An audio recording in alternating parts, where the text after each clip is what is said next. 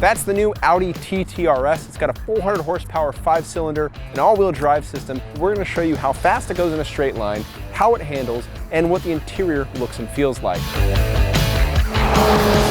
With a car like the TT RS, acceleration is going to be really easy. This is all-wheel drive and automatic, so you basically just have to slap the gas down with your right foot. First thing we're going to do is a key up run with everything in drive, not into any of the sports settings, and then we'll see how the dynamic settings help this car go faster. So let's just mash the gas and go.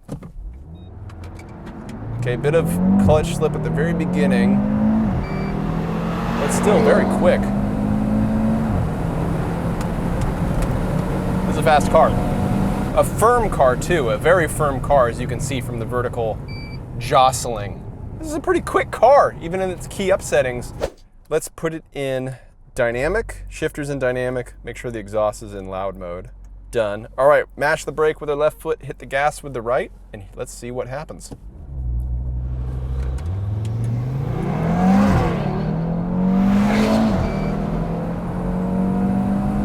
Very firm, this car. Get on the braking, which is nice. So quite an improvement to 60 and to the quarter mile. The 5-cylinder is a unique sound. Some people really like it, some people kind of don't like it, but it is unique. You can't argue against that, and it does deliver a substantial amount of power. That acceleration is really quick. With stability control in sport mode. That's launch control. There we go. That's it right there. That was launch control. If you've got your Audi TT RS and you want to make sure you're in launch control, hit the stability control button once when you're in dynamic mode. Still a few too many buttons to hit if you want to get launch control to my taste, but that's how you do it. Tach shot up to what seemed like 3,500 RPM. When I released the brake, it took off with the acceleration you'd expect from a 400 horsepower all-wheel drive car. But of course, the TT RS is not meant for just straight line speed.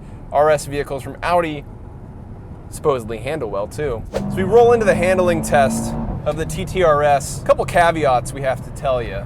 The door pressure on this car says 42 PSI for the front, 35 PSI for the rear, which is absurdly high for performance driving, but that's the only indicator we have. So that's the one we have to go by per our test policy.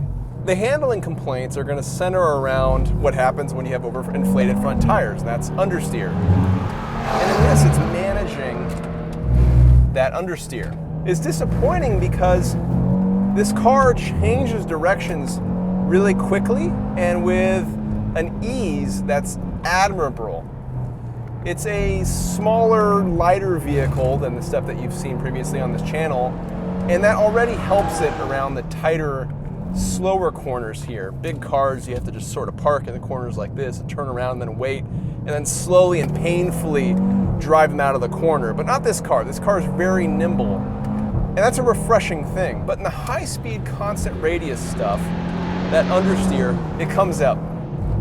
And around this complex right here, it feels like there is a lot that this chassis could do, despite the heavy front weight bias and front wheel oriented all-wheel drive system. But there still feels like there's this chassis is capable of a lot more. There's nice feedback through the steering wheel, which is surprising for a front drive-based all-wheel drive system. And there's a playfulness that you feel like you could access. That 5-cylinder makes a very unique sound that's enjoyable. I think it's going to be a love it or hate it kind of thing for some people. Some people who really like the Audi legacy and history of 5-cylinders and rally cars will find a lot to enjoy.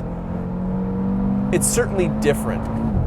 And it makes for plenty of acceleration. This thing gets through that straight real quick. This dual clutch transmission shifts very quickly. I have it in the manual setting, and that seems to be a good way to do it because I like having the reference points of which gear I'm in. But there's a lot to enjoy about this car.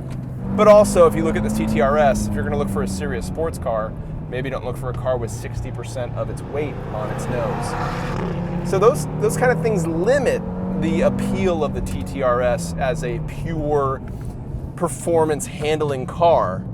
The heavy front weight bias, the front wheel oriented all-wheel drive system. But in spite of that stuff, there's still some good things to enjoy about this car. I think the handling balance, when you tune the tires right, can be very good. I think this is a nice introduction to the world of fast all-wheel drive cars. I think this has a very unique sound and a look that you don't get in a lot of other places. It's something you'd really have to go to Audi to get. So if this is a car that looks appealing to you, if it's a car who's, you like the Audi history, you like the 5-cylinder sound and sensation, I think you're gonna like this car a lot. I think it's really tractable and enjoyable to handle in a lot of ways that would be good for an amateur, but still also engaging for an advanced driver too, because someone who would like to enjoy managing sort of the push and unique character and nature of the way this car is set up. I also think that though this car is about 80 grand, and there is some stiff competition at that price level, so you have to really be looking to enjoy the unique qualities that this car gives you. And that uniqueness is really what's going to be the appeal of this car.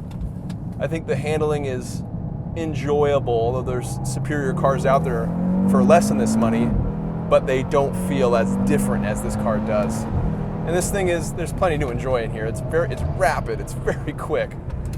The braking pedal feels good. The overall control is strong. And I was, to be honest, I was prepared to dislike this car because of how much weight's on the nose and how its all-wheel drive system is biased. But I'm finding there's actually, if you back down if you don't try to kill it with handling, if you try to slow down a little bit, you find that there's plenty to enjoy about guiding this car around. So yes, a unique handling, unique sounding, unique driving car, and that uniqueness is really going to be the driving point. If you're interested, if this car speaks to you because of how different it is, that's really all you need to know. The Audi TT has and always will be a design-focused car, and if the exterior doesn't tell you that, the interior sure does. Minimalism is kind of the thing. Everything's black, and if it's not black, it might be silver, or it might have this little red stitching. It has a very nice, immediate sensation. You sit down into these bucket seats that have the RS logo embroidered on the upper seat back. There's quilted leather that feels good, and red contrast stitching. That red contrast stitching runs throughout the dash, and it has this sporty look to it. You also have this big red engine start button right here. Interestingly, this dash doesn't have a display right here at all. The only display for this vehicle is in the gauge cluster. It's a full digital display that is generally pretty easy to read, although there can be quite a lot of information in there. And this is where you get your nav, this is where you do your radio, everything comes through this display. It looks really neat. In practice, I don't like using it as much, to be perfectly honest. I like just having the important driving stuff here, and then the not so important entertainment stuff and navigation stuff right here.